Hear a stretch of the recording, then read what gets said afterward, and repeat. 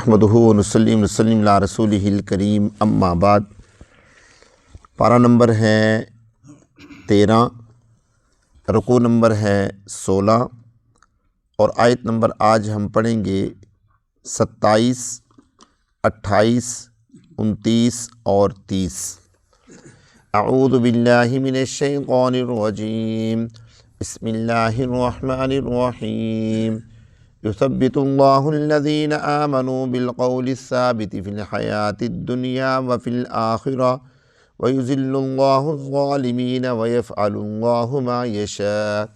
الم تر الی الذین بدلوا نعمت اللہ کفرا واحلوا قومهم دار البوار جہنم یصلونها وبئس القرار وجعلوا للہ اندادا لیضلوا عن سبیلہ قل تمتعوا فإن مصیرکم الی النار۔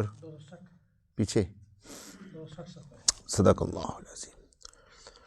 اللہ تبارک و تعالیٰ ارشاد فرما رہے ہیں، یثبت اللہ الذین آمنوا، یثبت، ثبت یثبت، جس کا معنی ہے کسی کو مضبوط کرنا، کسی کو مضبوط کرنا۔ ثابت قدم ایک لفظ استعمال کیا جاتا ہے ہماری اردو میں، ثابت قدم رہنا یعنی ڈٹے رہنا۔ اللہ تبارک و تعالیٰ جو ہے یہ جو ارشاد فرما رہی ہیں، یہ اتنے معنی میں اس لیے آپ کو بیان کر رہا ہوں کہ یہاں پر ایمان کا مسئلہ اللہ رب العزت نے بیان کیا۔ کیا فرمایا اللہ رب العزت نے؟ اب ذرا دیکھیں ترجمہ۔ یثبت اللہ الذین، اللہ تبارک و تعالیٰ ثابت قدم رکھتے ہیں الذین، ان لوگوں کو، آمنو جو ایمان لائے، بالقول الثابت، مضبوط قول کے ذریعے سے، فی الحیات الدنیا، دنیا کی زندگی میں، وفی الآخرہ اور آخرت میں، ویذل اللہ الظالمین، اور گمراہ کرتے ہیں اللہ تبارک و تعالیٰ ظالم لوگوں کو، وَيَفْعَلُ اللَّهُ مَا يَشَاءُ، اور اللہ تبارک و تعالیٰ کرتے ہیں جو چاہتے ہیں۔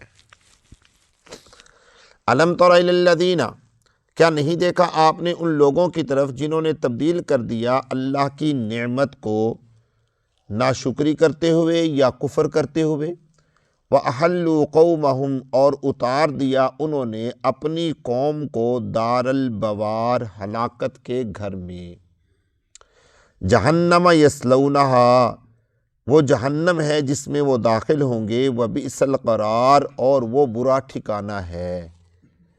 وجعلوا، اور بنایا انہوں نے اللہ کے لیے شرکاء کو، لیضلوا، تاکہ وہ گمراہ کریں اللہ کے راستے سے۔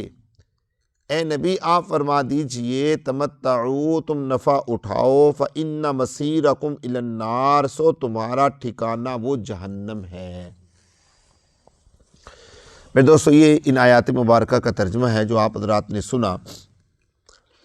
یہ جو پہلی آیت مبارکہ ہے، اس آیت مبارکہ میں اللہ رب العزت نے ایمان کی مضبوطی کو بیان فرمایا، ثابت قدم رہنا، ثابت قدم رہنا۔ اب ذرا غور کیجئے گا، اللہ رب العزت فرماتے ہیں کہ ہم لوگوں کے ایمان کو مضبوط کرتے ہیں بالقول الثابت، مضبوط قول کے ذریعے سے۔ وہ مضبوط قول کیا ہے پتہ ہے؟ کلمہ طیبہ، لا الہ الا اللہ، کلمہ طیبہ جو ہے یہ مضبوط قول ہے۔ یہی وجہ ہے کہ رسول اللہ صلی اللہ علیہ وسلم نے بار بار کیا فرمایا کہ اپنے ایمان کا کیا کرو؟ اظہار کرو، ایمان کی تجدید کرو۔ کس کے ذریعے سے؟ قول طیب کے ذریعے سے، یعنی لا الہ الا اللہ کے ذریعے سے۔ اور یہ جو تفسیر بیان کی ہے نا رسول اللہ صلی اللہ علیہ وسلم نے، در حقیقت وہ اسی آیت مبارکہ کی تفسیر ہے۔ انسان کے ایمان کا کیسے پتہ چلے گا؟ میں آپ کو، اللہ کے پیارے پیغمبر نے فرمایا کہ جو شخص قبلہ کی طرف منہ کرے، جو شخص 5 وقت مسجد میں آئے، آپ نے فرمایا کہ اس کی کیا دے دو؟ اس کے ایمان کی گواہی دے دو۔ لیکن یہاں پر ایک سوال پیدا ہوتا ہے کہ 5 وقت نماز پڑھنے کے لیے تو منافق بھی آ سکتا ہے، نہیں سمجھے؟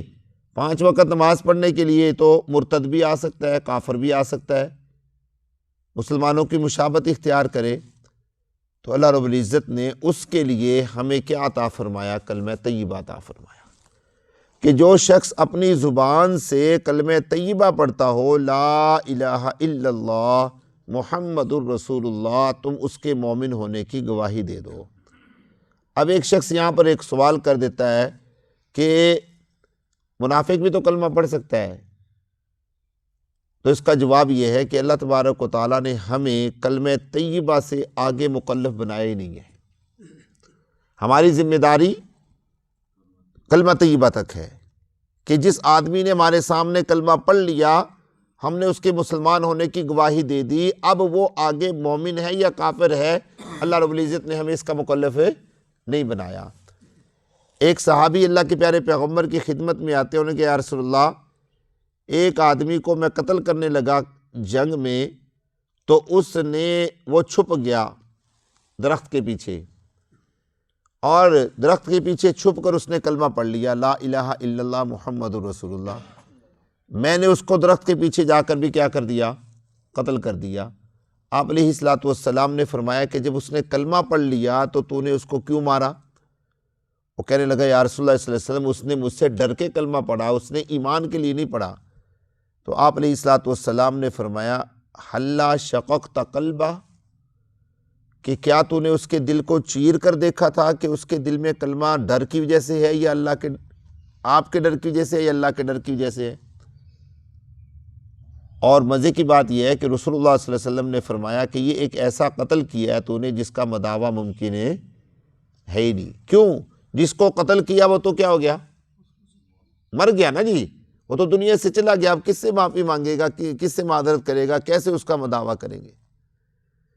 تو اس لیے ہم کئی مرتبہ بغیر تحقیق کے کوئی نہ کوئی بات چھوڑ دیتے ہیں یا کر دیتے ہیں، اور کئی مرتبہ ایسے ہوتا ہے کہ اس کا نقصان اتنا زیادہ ہوتا ہے، کوئی آدمی ہماری اس بات کی وجہ سے کیا ہو جاتا ہے، اپنی زندگی بھی ختم کر لیتا ہے۔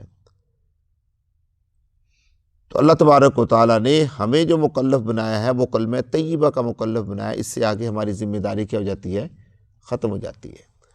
تو اس آیت کی تفسیر میں ایک بات یہ آ گئی کہ ہمیں ہمیشہ ہر وقت اپنے کلمے کی، اپنے ایمان کی کیا کرنی چاہیے؟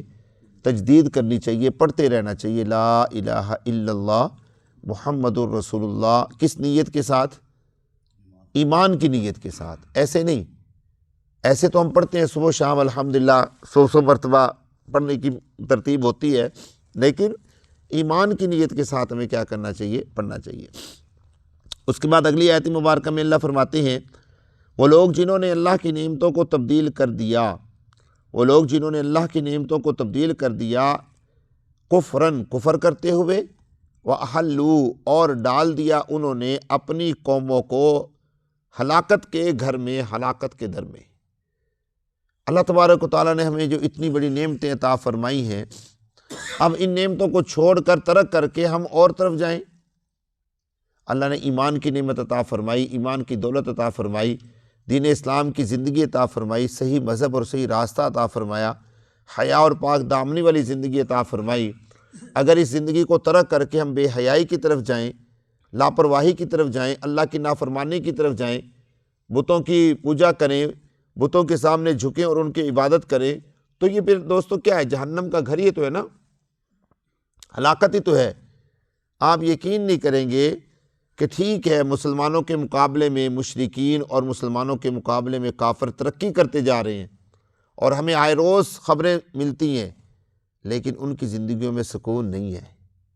اللہ نے جو سکون عطا کیا ہے وہ اسلام والی زندگی میں عطا۔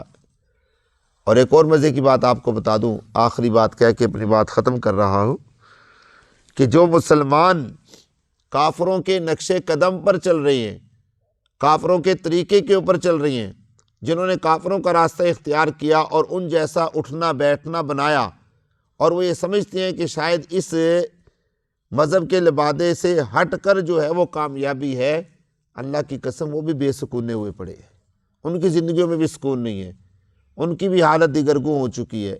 آج ہم کیوں افراتفری کا شکار ہیں؟ آج ہم کیوں ٹینشن کا شکار ہیں؟ ہر طرف حالات بگڑے پڑے ہیں۔ آپ کسی بھی شعبے میں جا کر دیکھ لیں، کچہریوں میں جائیں وہاں دھکے، ہسپتالوں میں جائیں وہاں دھکے، تھانوں میں جائیں وہاں دھکے، جہاں پر بھی آپ کسی بھی محکمے میں کسی بھی شعبے میں چلے جائیں، انسانوں کا ایک سمندر نظر آتا ہے اور ہر انسان افراتفری کا شکار ہے، ہر انسان دھکے کھا رہا ہے۔ اگر سکون ہے تو اللہ رب العزت نے اس دین والی زندگی میں سکون رکھا ہے۔ اللہ مجھے اور آپ کو فہم نصیب فرمائے۔ اللہ ہم سب کو صحیح معنی میں کلمہ طیبہ والی زندگی پر عمل پیرا ہونے کی توفیق عطا فرمائے۔